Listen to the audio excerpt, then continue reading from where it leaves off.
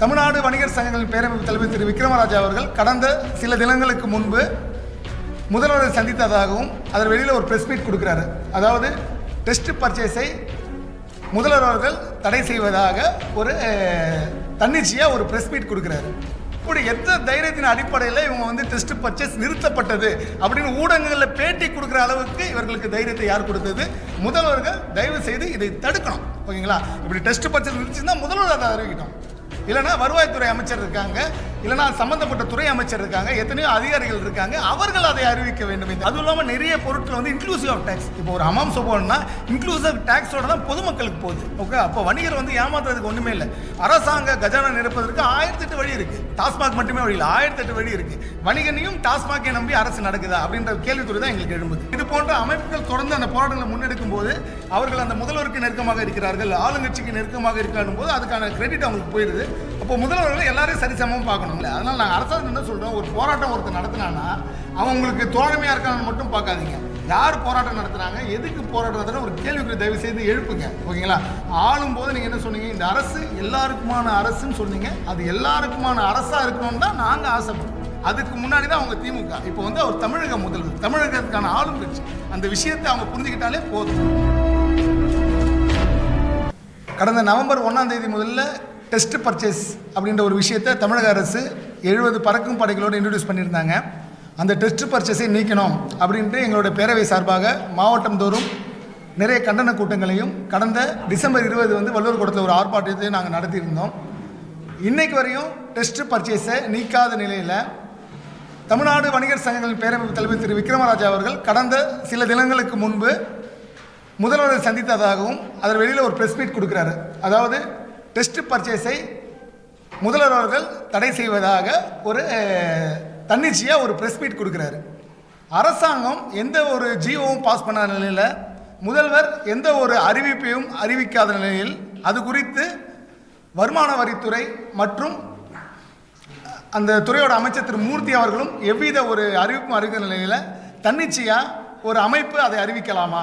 அது என்ன ஆச்சுன்னு கேட்டிங்கன்னா, அவங்க சம்மந்தப்பட்ட ஆட்கள் அது டெஸ்ட் பர்ச்சேஸை நிறுத்திட்டாங்க அப்படின்ட்டு ஒரு வதந்தியை பரப்ப விட்டாங்க. அதாவது ஒரு திட்டம் நடைமுறைப்படுத்துது, அது வியாபாரிகளை பாதிக்குது, அது வியாபாரிகளை பாதிக்கிறதை நீங்கள் நிறுத்தணும்னு சொல்லிட்டு நாங்கள் தொடர்ந்து பல ஆர்ப்பாட்டங்களை நடத்தி கொண்டு வருகிறோம்.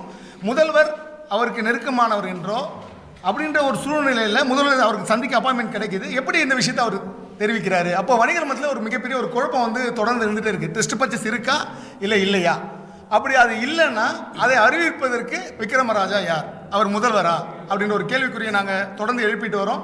அப்போது இது குறித்து 2 நாளாக இந்த ஃபேஸ்புக் மற்றும் அந்த வாட்ஸ்அப் வலைதளங்களை தொடர்ந்து பரவிட்டு வந்துட்டு இருக்க நிலையில் இதை தடுக்க வேண்டிய பொறுப்பு முதல்வர் கண்டிப்பாக இருக்குது. ஏன்னா முதல்வர் ஒரு தனிப்பட்ட அமைப்புக்கு மட்டும் அவர் முதல்வர் கிடையாது, ஒட்டுமொத்த வியாபாரிகளுக்கும் அவர் முதல்வர் தான். ஏன்னா எல்லாருமே ஒரே அமைப்பில் இருப்பாங்கன்னு சொல்ல முடியாது. ஜனநாயக நாட்டில் எல்லாரும் ஒரே அமைப்பில் இருப்பாங்கன்றதுக்கு அவசியம் கிடையாது. எங்களது ஒரு அமைப்பு இருக்குது, அது இல்லாமல் இன்னும் சில அமைப்புகள் இருக்குது.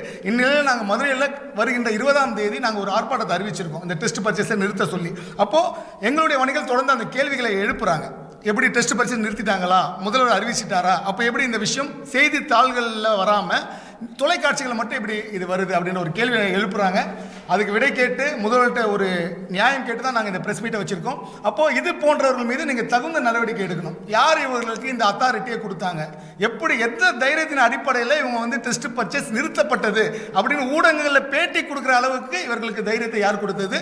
முதல்வர்கள் தயவு செய்து இதை தடுக்கணும். ஓகேங்களா? இப்படி டெஸ்ட் பர்ச்சேஸ் நிறுத்திச்சுன்னா முதல்வர் அதை அறிவிக்கட்டும். இல்லைனா வருவாய்த்துறை அமைச்சர் இருக்காங்க, இல்லைனா சம்பந்தப்பட்ட துறை அமைச்சர் இருக்காங்க, எத்தனையோ அதிகாரிகள் இருக்காங்க, அவர்கள் அதை அறிவிக்க வேண்டுமே தவிர அவர்கள் அதை அறிவித்த பின்னர் தான் நன்றியை தெரிவிக்கணும். அப்போ கூட அந்த நன்றியை தெரிவிக்கிறதுக்கு தார்மீக உரிமை எங்களுக்கு தான் இருக்குது. ஏன்னா கடந்த 2 மாதங்களாக இது குறித்து பல ஆர்ப்பாட்டங்களை நாங்கள் நடத்தியிருக்கோம். அதுக்காக தான் இன்றைக்கி இந்த ப்ரெஸ் மீட் வச்சுருக்கோம். இதை தயவு செய்து ஊடக நண்பர்கள் முதல்வர் கவனத்திற்கும் பொதுமக்கள் மற்றும் வணிகர் கவனத்திற்கு கொண்டு செல்லுன்ற ஒரு கோரிக்கை நான் வச்சுக்கிறேன்.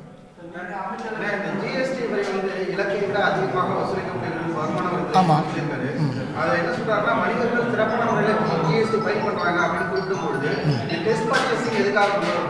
அதுதான் நாங்கள் டெஸ்ட் பர்ச்சேஸ் தேவையே கிடையாது. இப்போ டெஸ்ட் பர்ச்சேஸ் விஷயம் தேவை. எதுக்கு டெஸ்ட் பர்ச்சேஸ்?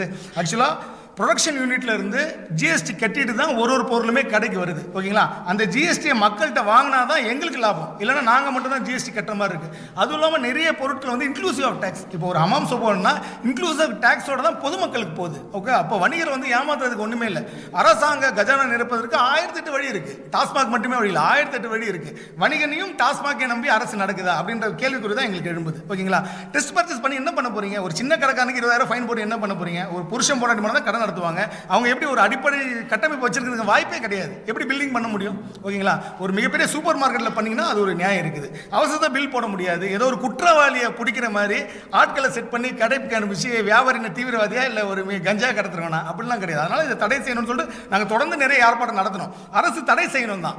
ஆனால் விளம்பரம் தேடிக்கொள்வதற்காக ஒரு தனிநபர் அந்த கிரெடிட்டை எடுக்கிறது வந்து தவறுன்னு சொல்றோம். அதுக்கு அரசாங்கம் துணை போகக்கூடாதுன்னு சொல்றோம். யார் சார்? ஆமாம், கண்டிப்பாக. அதுக்கு தான் அந்த ப்ரெஸ் மீட். அவருக்கு அந்த அத்தாரிட்டி யார் கொடுத்தது? ஃபர்ஸ்ட் டெஸ்ட் பர்ச்சேஸ் தடைன்ற அத்தாரிட்டி அவர் எப்படி சொல்லுவார்? அது ஏற்கனவே ஆக்சுவலாக மூர்த்தி அவர்களை மதுரையில் எங்கள் நிர்வாகிகள் சந்தித்து அந்த மனு அவங்க கொடுத்துருக்காங்க. நாங்களும் டிசம்பர் 20ஆம் தேதி வள்ளுவர் கோட்டத்தில் ஒரு ஆர்ப்பாட்டம் நடத்திருக்கோம். தொடர்ந்து அனைத்து மாவட்டங்களிலும் கண்டன கூட்டங்கள் நடத்தி அது அனைத்து பத்திரிகைகளும் வந்திருக்கு. நாங்கள் தொடர்ந்து இது குறித்து நாங்கள் தெரிவிச்சுட்டு இருக்கோம். அப்போ அரசாங்கம் இது போன்ற பார்வைக்கு எங்களை கூப்பிட்டு பேசாமல், அப்போ அவர் வந்து அவருக்கு க்ளோஸ்ன்றதுனால அந்த விஷயத்தை அரசு அதை பண்ணக்கூடாது. ஒரு ஆட்சி அமைச்சதுக்கு முதல்வர் என்ன சொன்னார்? ஜெயிச்சதுக்கப்புறம் நான் எல்லாருக்கான முதல்வர் சொன்னார். ஓகேங்களா? அப்போ அவர் எல்லாரையும் கூப்பிட்டு தானே சொல்லணும். ஓகேங்களா?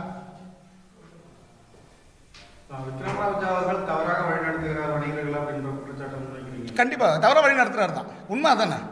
அவர் எப்படி சொல்லலாம்? தவறாக தான் வழி நடத்துறாரு. அப்போ இதை எல்லாம் அவர் சம்மந்தப்பட்ட வணிகர்கள் நினச்சிப்பாங்க. அப்போ டெஸ்ட் பர்ச்சேஸ் நின்றுச்சோ, இனிமேல் அதிகாரிகள் வரமாட்டாங்களோ அப்படின்னு தான் நினைப்பாங்க. ஆனால் அரசாங்க ஜீவோ போடல.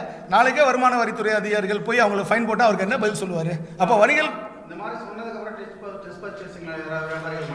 கண்டிப்பாக இருக்கும். அதாவது நல்லா தெரிஞ்சுங்க, இப்போ வணிக வரித்துறைகள் டெஸ்ட் பர்ச்சேஸ் பண்ணி வணிகர்கள் மாட்டி ஃபைன் போட்டால் எந்த வணிகனை வந்து வெளியில் சொல்லவே மாட்டாங்க. நல்லா தெரிஞ்சுங்க. 20,000 ஃபைன். ஏன்னா அவனை வந்து ஒரு அச்சநிலையிலேயே அந்த அதிகாரிகள் வச்சிருப்பாங்க. ஓகேங்களா? 20,000 ஃபைன் என்னும்போது இது மேல் கொண்டு கான்ட்ரவர்சி ஆயிருமோன்னு சொல்லிட்டு யாருமே சொல்ல மாட்டாங்க.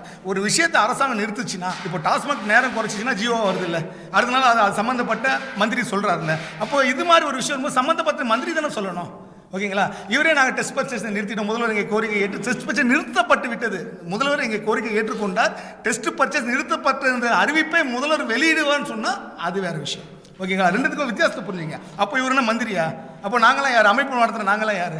அப்படின்ற ஒரு எல்லாரும் வணிகர்களும் இருப்போம். எங்களை பின்பற்றி பல லட்சம் வணிகர்கள் இருக்காங்கல்ல. அப்போ அவர்களுக்கு பதில் சொல்வது யார்? ஜனநாயக நாட்டில் சர்வாதிகாரத்துக்கு இடம் கொடுக்கக்கூடாது. முதல்வர் இதை தள்ளியிட்டு கண்டிப்பாக கண்டிக்கணும்.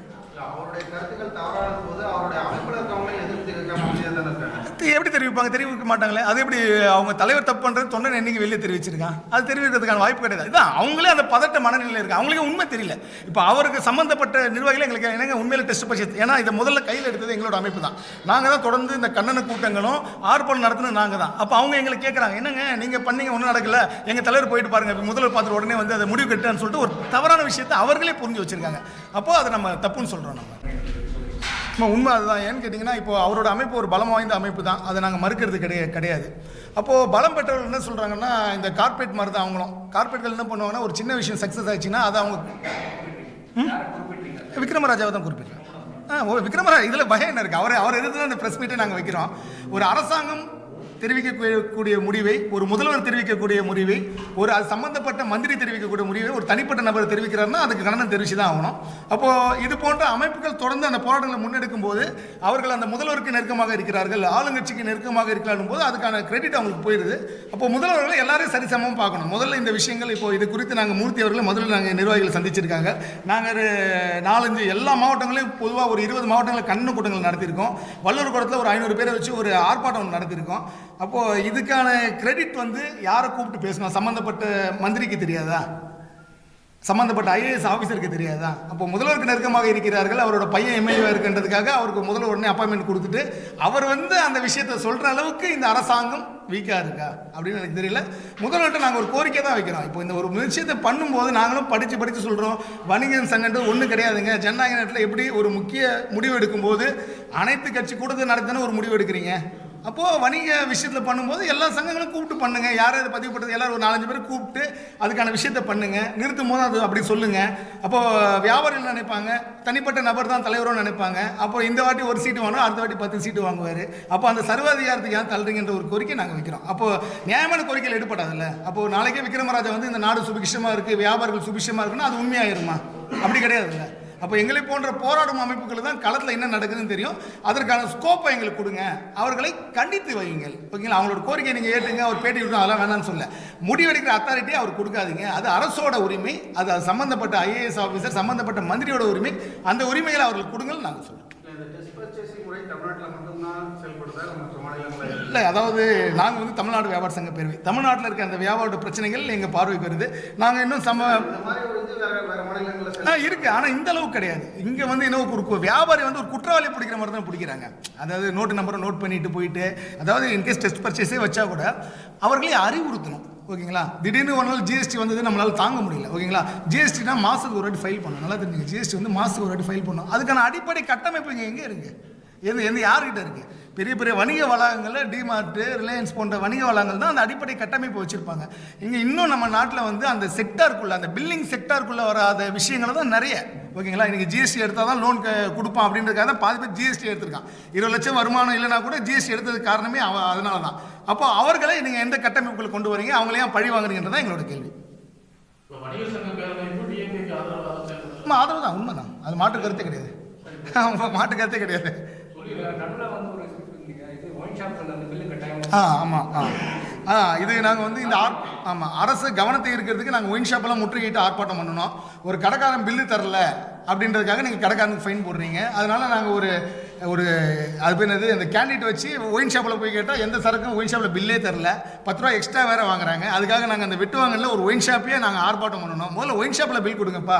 பல்லாயிரக்கணக்கான ஊழியர்கள் பணியாற்றும் ஒயின் ஷாப்பில் பில் கொடுக்க முடியல, ஏன்னா கட்டமைப்பு வைக்க முடியல. அப்போ ஒரு சின்ன வியாபாரி வைப்பான்னு சொல்லிட்டு நாங்கள் அந்த ஆர்ப்பாட்டத்தை நாங்கள் நிறுத்தலை, தொடர்ந்து கொண்டு தான் இருக்குது. அரசாங்கத்தை பார்வைக்கு அது போச்சுன்னா கூட எங்களுக்கு தெரியல.